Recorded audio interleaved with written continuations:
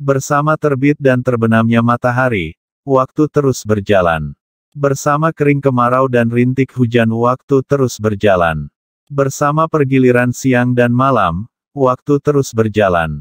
Bersama gemerisik dedauan, kicauan burung dan kumandang azan, waktu terus berjalan. Bersama jiwa-jiwa suka dan jiwa-jiwa duka, waktu terus berjalan. Waktu terus berjalan, tak bisa diminta balik mundur ke belakang. Waktu berjalan sesuai titah Tuhan. Meskipun Aina berharap waktu itu berhenti saja, supaya dirinya tidak bertemu dengan hari H yang disepakati bersama, waktu tidak memedulikannya. Waktu akhirnya mengantarkannya di awal bulan Zulhijjah. Sejak itu kesibukan luar biasa terjadi di rumah pakdenya. Pada hari Kamis, 2 hari sebelum akad nikah dilaksanakan, teratak didirikan. Tidak hanya di halaman rumah pakdenya, namun juga di jalanan. Mahligai pengantin ditata penuh wibawa dan kemegahan. Panggung hiburan disiapkan. Orang-orang Kaliwenang belum pernah melihat kemewahan yang seperti itu. Sejak awal Zulhijjah ia telah dipingit. Tidak boleh kemana-mana.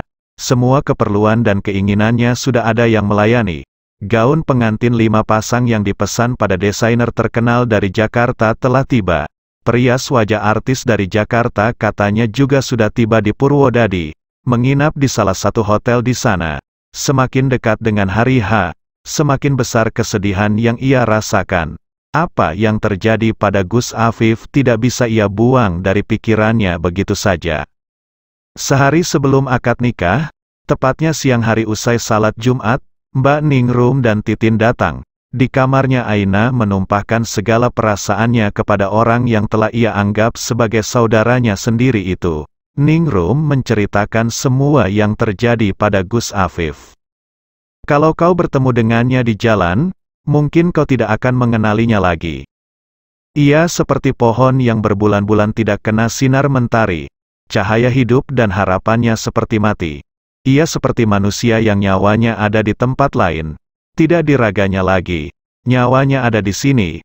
Nyawanya seperti ada dalam genggamanmu, Aina. Tapi ini semua bukan salah kalian berdua. Aku tahu itu. Juga bukan salah Pak Kiai dan Bu Nyai. Bukan salah siapa-siapa. Ini semua memang harus terjadi. Menjadi episode cerita yang mengalir bersama terbit dan tenggelamnya matahari. Aku harus bagaimana, Mbak? Apakah aku harus lari? Ningrum menggeleng, jangan, Gus Afif juga belum tentu rela. Sebenarnya Pak Kiai telah berniat nekat untuk mendatangi Pak Demu dan keluarga calon suamimu untuk meminta dirimu baik-baik, agar rencana pernikahan ini dibatalkan dan kau bisa menikah dengan Gus Afif. Tapi Gus Afif mengingatkan bahwa seperti itu melanggar aturan baginda Nabi, itu mencontohkan sesuatu yang tidak baik. Lebih dari itu, Gus Afif tidak mau kedua orang tuanya mengemis dan direndahkan oleh siapapun karena dirinya. Itu berarti dia tidak bisa mikul dhuwur mendem jero.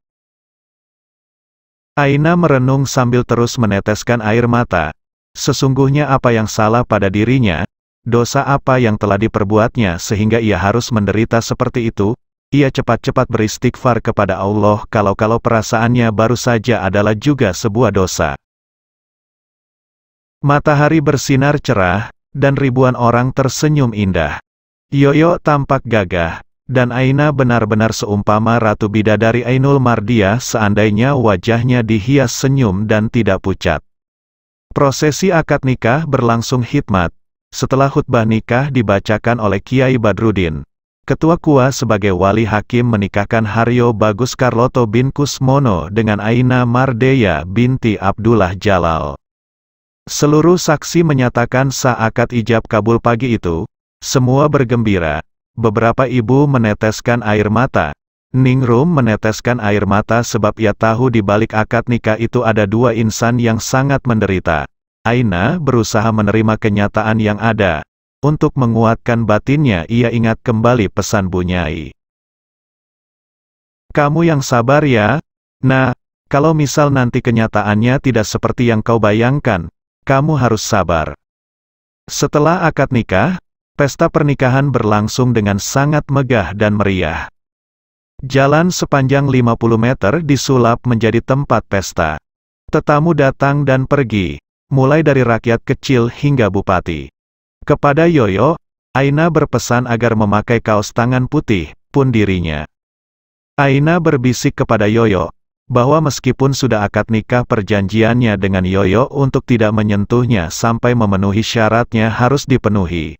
Seluruh acara diatur oleh wedding organizer yang didatangkan dari Semarang. Makanan prasmanan dengan menu kelas hotel bintang 5 berlimpah ruang seperti tidak pernah habis selama 2 hari 2 malam.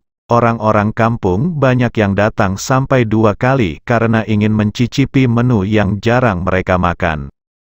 Setelah pesta usai, beberapa koran lokal Jawa Tengah menulis berita menghebohkan.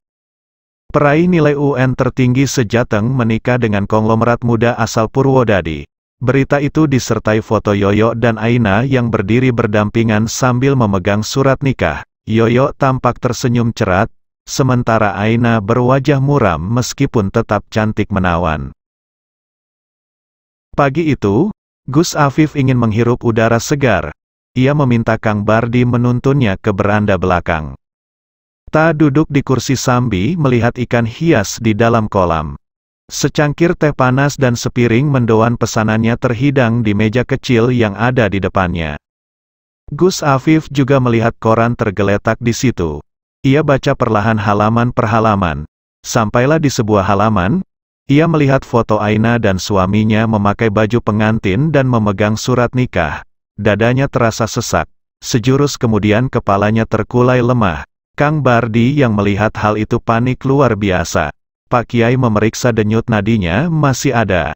Dengan cepat Gus Afif diantar ke rumah sakit diiringi Pak Kiai dan Bu Nyai yang sesenggukan sepanjang jalan. Maafkan Afif, Umi, maafkan Afif yang telah membuat Umi sedih dan menangis. Kalau Afif nanti mati, tolong Umi dan Abah jangan sedikit pun marah dan tidak rida pada Afif. Kata-kata itu terus terngiang dalam pikiran Bu Nyai.